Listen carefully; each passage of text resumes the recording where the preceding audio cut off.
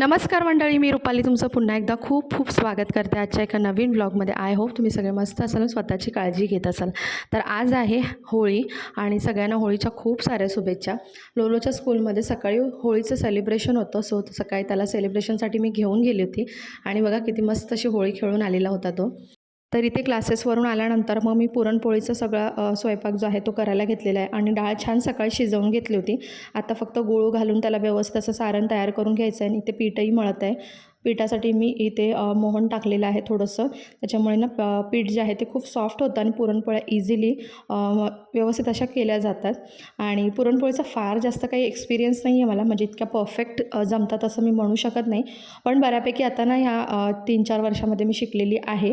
आणि त्याचं रिझन जे आहे, यूट्यूब चॅनल जो आहे सरिताज किचन म्हणून, तर त्यांच्याकडूनच मी त्यांच्या म्हणजे मेजरमेंटमध्ये परफेक्ट असं बनवायला शिकलेली आहे.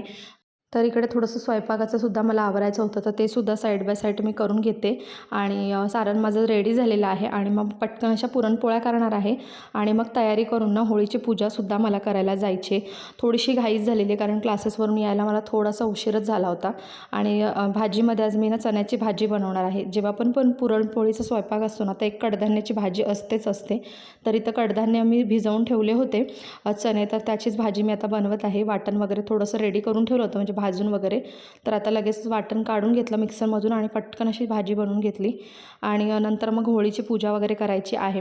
तर आधी पूजेसाठी ना आम्ही जुन्या घरी जायचा विचार केला होता, पण म्हटलं आता चला, आपण नवीन सोसायटीत राहतो तर इथे सुद्धा होळी सेलिब्रेट केली जाते, होळी दहन केली जाते, त्यामुळे म्हटलं चला इथेच आपण पूजा करून घेऊया.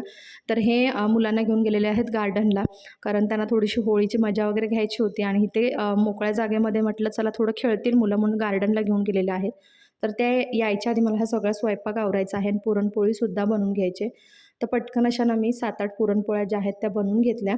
आणि बाकीचं जे पुरण होतं, तर ते आणि मग मळलेलं पीठ ते फ्रीजमध्ये ठेवून घेतलं, कारण म्हटलं सकाळी उद्या धुलीवंदन आहे, तर सकाळी नाश्ता वगैरे पोटभर केला म्हणजे आपली धुलीवंदन खेळायला, रंगपंचमी खेळायला मजा आणि मोकळे झालो आपण. त्या हिशोबाने मग बाकीचं ठेवून घेतलेलं आहे. आणि पुरणपोळ्या ना इकडे माझ्या इतक्या फार काही फुगल्या नाहीत. कधी-कधी ना खूप छान फुगल्या जातात, तर कधी-कधी इतक्या फुगल्या जात नाहीत. तरी पण ठीक होत्या, म्हणजे मला आवडल्या, सॉफ्ट झाल्या होत्या. कारण जास्त कडक झाल्या ना पुरणपोळ्या, तर मला, माझ्या फॅमिलीमध्ये कोणालाच आवडत नाहीत. थोड्याशा सॉफ्ट असल्या की खायला चांगल्या लागतात. आणि ते पुरण छान झालं होतं आजचं, म्हणजे परफेक्ट पुरण झालं होतं, की पोळीमध्ये व्यवस्थित असं सगळीकडे पसरलं गेलं होतं. आणि यामुळे ना पुरणपोळी छान टेस्टी लागते. आणि गोडही केलं होतं, कारण आमच्याकडे ना गोडच पुरण जे आहे ते वापरलं जातं. थोडं जरी कमी गोड असेल तर चव लागत नाही आमच्याकडे. आणि छान असं तूप वगैरे सोडून आहे ना भाजून घेतलं. तर ते माझ्याकडे ना व्यवस्थित असा फ्राय पॅन नव्हता, तर मी ते चपातीचा जो तवा आहे तर तोच घेतला मी आणि छान अशी पोळी करून घेतली.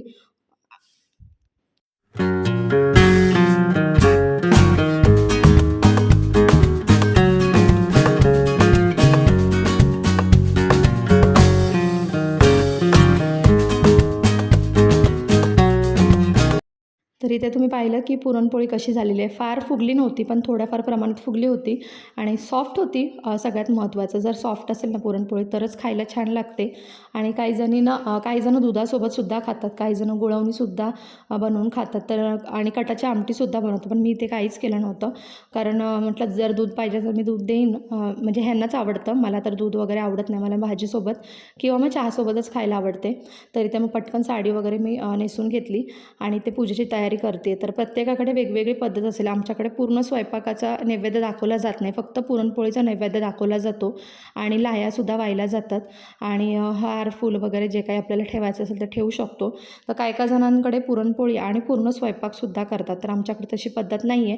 सो मी आमच्या पद्धतीने इथे केलेलं आहे. देवालासुद्धा पुरणपोळीचा नैवेद्य दाखवून घेतला, आईंनासुद्धा दाखवून घेतला नैवेद्य. घरात कधीही कोणताही कार्यक्रम असला तर आईंचं ताटसुद्धा मी भरून घेते.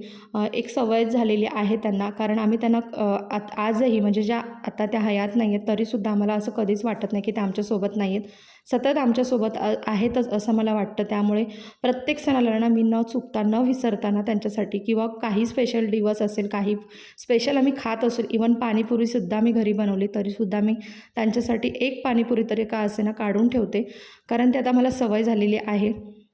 तर इथे नैवेद्य वगैरे दाखवून घेतलेला मी आणि साडी खूप घाईघाईत नेसली होती. तरीसुद्धा ह्यांचं म्हणणं होतं की छान दिसत होती साडी म्हणून. खूप दिवसानंतर ही साडी नेसली होती. तुम्हीसुद्धा सांगा ही साडी मला कशी वाटते, म्हणजे हा कलर माझ्यावरती खुलून दिसतोय की नाही, चांगलं दिसतोय की नाही, मला नक्कीच कॉमेंट सेक्शनमध्ये सांगा.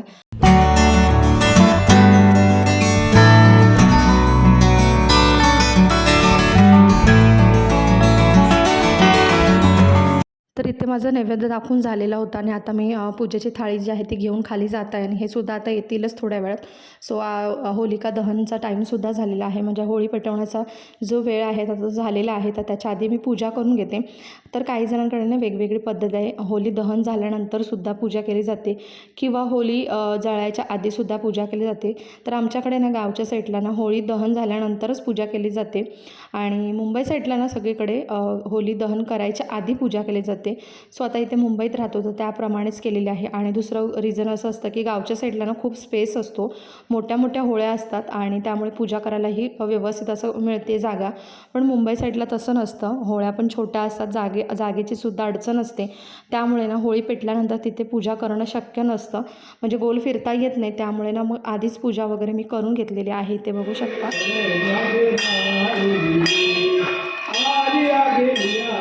तर इथे खाली सोसायटीच्या खाली गणपती मंदिर आहे, तर तिथे आरती चालू होती. आरती वगैरे झाली त्यानंतर मग इथे होली जी आहे ती दहन करायला घेतलेली आहे आणि आम्ही पण तिथे थोड्या वेळ उभं होतो, कारण सगळी मुलं पण एन्जॉय करत होते, म्हणजे प्रज्ञासुद्धा एन्जॉय करत होता आणि मग त्यामुळे थोडंसं आम्ही तिथे उभं राहिलो. होळी दहन झाल्यानंतरसुद्धा मुलं खेळत होतीत, मजा करत होतीत आणि छान वाटतं. आणि सगळ्यांना खूप साऱ्या होळीच्या शुभेच्छा.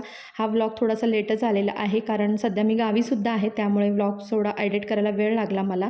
त्यानंतर नेक्स्ट डे मग जे धुलिवंदनाचा दिवस, तर आम्ही सकाळी नाश्ता वगैरे आवरून मग 11:30-12च्या दरम्यानी ताईच्या इकडे आम्ही आलो होळी खेळायला. आणि यावेळेला होळीला म्हणजे धुलिवंदनला इतकी फार काही मजा आली नाही, कारण खूप कमी जणं होतो आम्ही.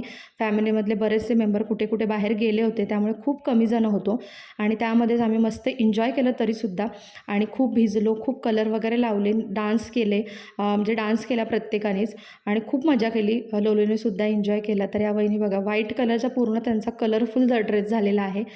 आणि दरवर्षी जितकी मजा येते तितकी फारशी मजा काही आली नव्हती, पण तरीसुद्धा आम्ही एन्जॉय केलं, कारण प्रत्येक क्षण हा जगला पाहिजे, एन्जॉय केला पाहिजे आणि खूप खूप धमाल आली. आणि आता 2 दिवसात आम्हाला गावीसुद्धा जायचं आहे. सो आज बॅग पॅकिंग वगैरे करायची आहे, त्यामुळे मग जास्त वेळ पण आम्ही थांबलो नाही. 3-4 वाजता निघालो, कारण जेवण वगैरे आवरून मग सगळं पूर्ण अंघोळ वगैरे करायलासुद्धा वेळ लागतो. कलर जेव्हा आपण खेळतो होळी वगैरे, तर त्यावेळेला खूप वेळ लागतो सगळ्या गोष्टींना. आणि पण पुन्हा कपड्यांची क्लिनिंग वगैरे या सगळ्या गोष्टी आहेत आणि उद्या आम्ही निघणार आहोत गावी, त्यामुळे म्हटलं आज चला बॅगा वगैरे सुद्धा पॅक करायच्या होत्या. मग आम्ही थोडंसं अजून डान्स वगैरे केले आणि मग निघालो घरी जायला.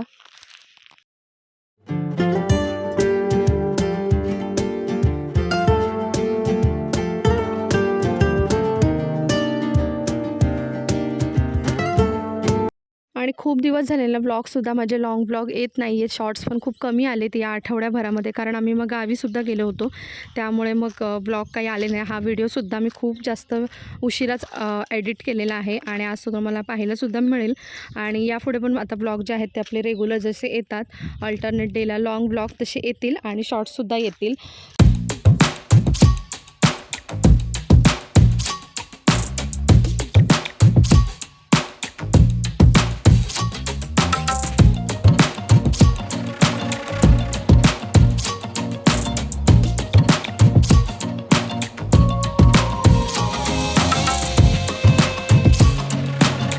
चला मग आजचा व्लॉग जो आहे तुम्ही इथे सेंड करते. आय होप तुम्हाला आजचा छोटासा व्लॉग आवडला असेल. जर आवडला असेल तर नेहमीप्रमाणे चॅनलला सबस्क्राईब, व्हिडिओला लाईक आणि शेअर करायला विसरू नका. चला पुन्हा भेटू एक छानशा व्लॉग्स आहे. तोपर्यंत स्वतःची काळजी घ्या आणि मस्त असं एन्जॉय करा. बाय.